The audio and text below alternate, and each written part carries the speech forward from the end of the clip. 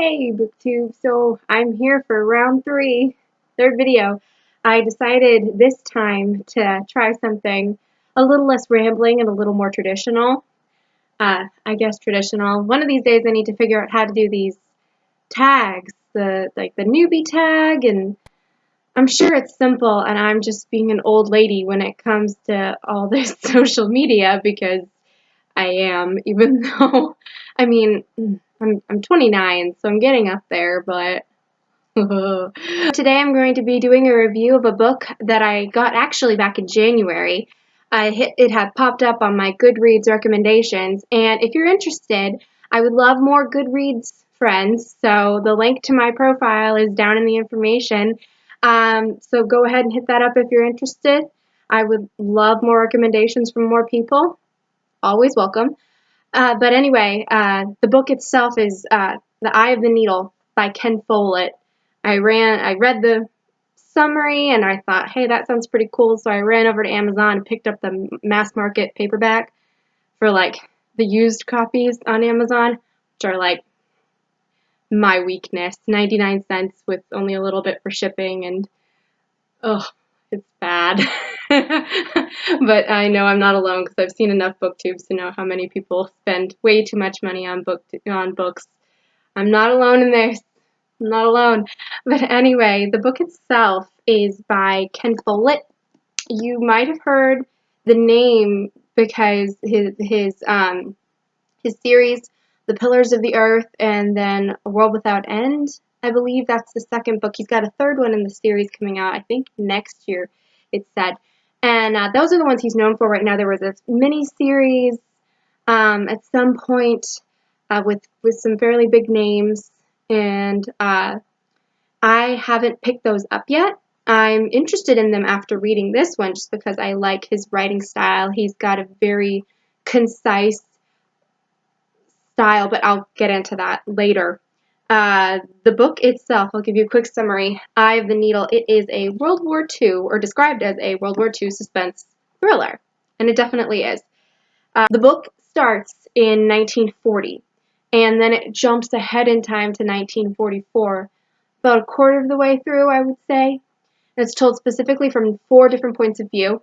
One, the first point of view, and pretty much the main character of the story, and what the title is based on is a Nazi spy who is entrenched in wartime England, and his name, he goes by Faber, but his code name is the Needle, and I'm not going to try to pronounce it how they do it in German because my brother took German, I took Spanish. I'm not going there.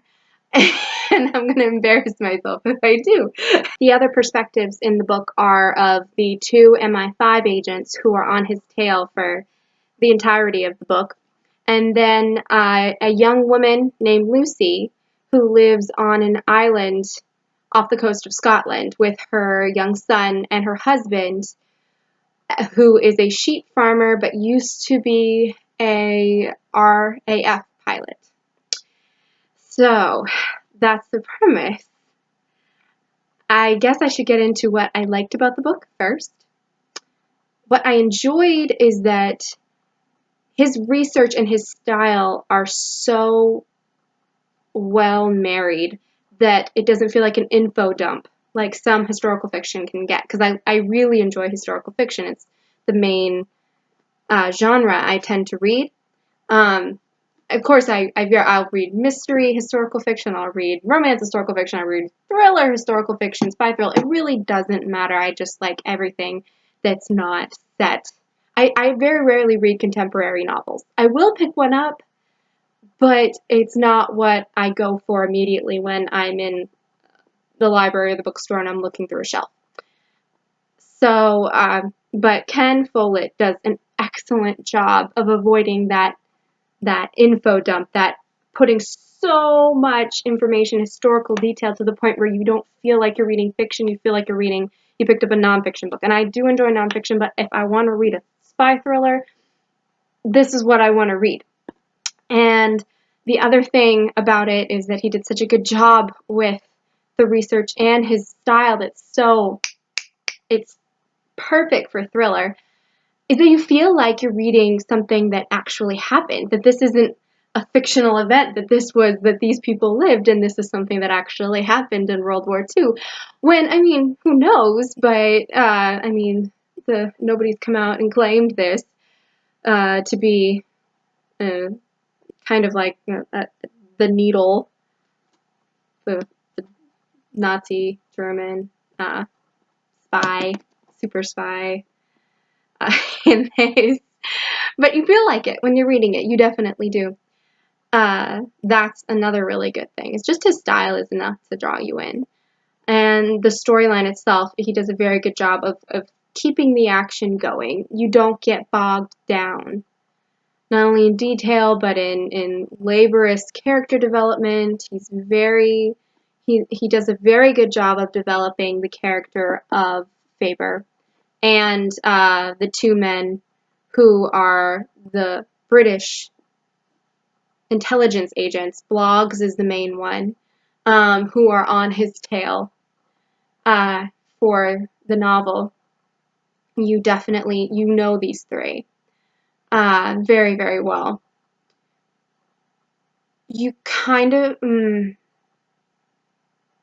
that's edging off into what I don't like about the novel. So let's just go into that now. Now, just to warn you, when I'm talking about what I don't like about the novel, I might have some spoilers. So if any of this interests you or you've been thinking about reading the book, just stop listening now and just go read it, because I really do. Out of 5 stars, I would give it like a 4.5. I really would. It's a very good novel. The book itself actually sold, I think it was like, was it 10? Wait, let me make sure before I throw out a number that isn't correct. Yes, 10 million copies back in 1978. And there was a movie actually a few years after starring Donald Sutherland. I love Donald Sutherland, but don't see it. Oh, don't do it to yourself. Read the book. Please, read the book. But anyway, moving on. The things that I didn't like about the book. The lone female character was a tad lacking, to say the least. I am taking into credit that this was Ken Follett's first novel that he wrote when he was young. He was in his 20s. And from what I've heard, his other books have really, really well fleshed out female characters with interesting character arcs and are treated like people and not like pinups. Hate to say it. But Lucy is disappointing until the end. When they finally reveal that yes, indeed, she has a flaw, and it's a pretty hefty flaw. It's pretty bad. So you kind of go, meh, meh, and then she becomes so cool in the very end that you're just like, okay, it redeemed it. It really, if things hadn't happened the way they did at the end with her, big spoiler, essentially saving herself. Nobody saves her, she saves herself and her son. And that's really good. That's really, really, that was redeeming. And like I said, her flaw was redeeming too. But for the most part, I mean, there's a stereotype that the only authors that write Mary Sue characters are young women who write YA. But that's definitely not true in this case. Because Lucy, oh, good Lord, this woman, I don't even know.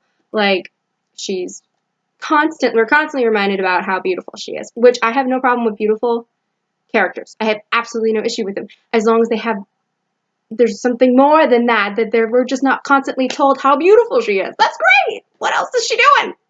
What else? Come on, give it to me.